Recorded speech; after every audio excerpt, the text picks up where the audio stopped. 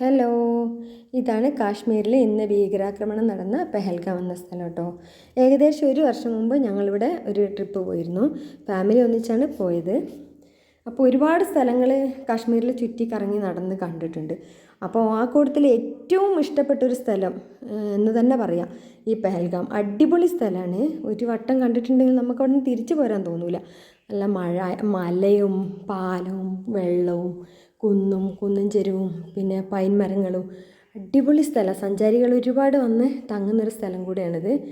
അപ്പം ഈ വീഡിയോ ഒരുപാട് മുന്നേ എടുത്തു വെച്ചതാണ്. കുറേ മുന്നേ അപ്ലോഡ് ചെയ്യണമെന്ന് കരുതിയായിരുന്നു, പക്ഷേ ഓർമ്മ വന്നില്ല. ഇപ്പോൾ നമ്മൾ ദുരന്തം കണ്ടപ്പം വല്ലാത്തൊരു സങ്കടം തോന്നി.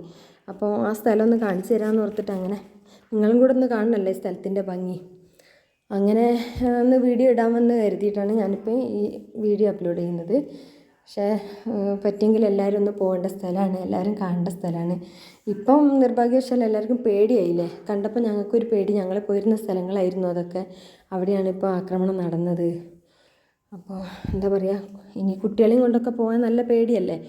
അല്ലെങ്കിൽ നമുക്ക് ധൈര്യമായിട്ട്, ഞങ്ങൾ പോയ സമയത്ത് നമുക്കൊരു ഗൈഡ് ഉണ്ടായിരുന്നു, പിന്നെ നമുക്ക് വേണ്ടപ്പെട്ട ഒരാളുണ്ടായിരുന്നു, ഒരു പോലീസ് ഓഫീസർ. മൂപ്പര് കെയർ ഓഫിലാണ് ഞങ്ങൾ അവിടേക്ക് പോയത്.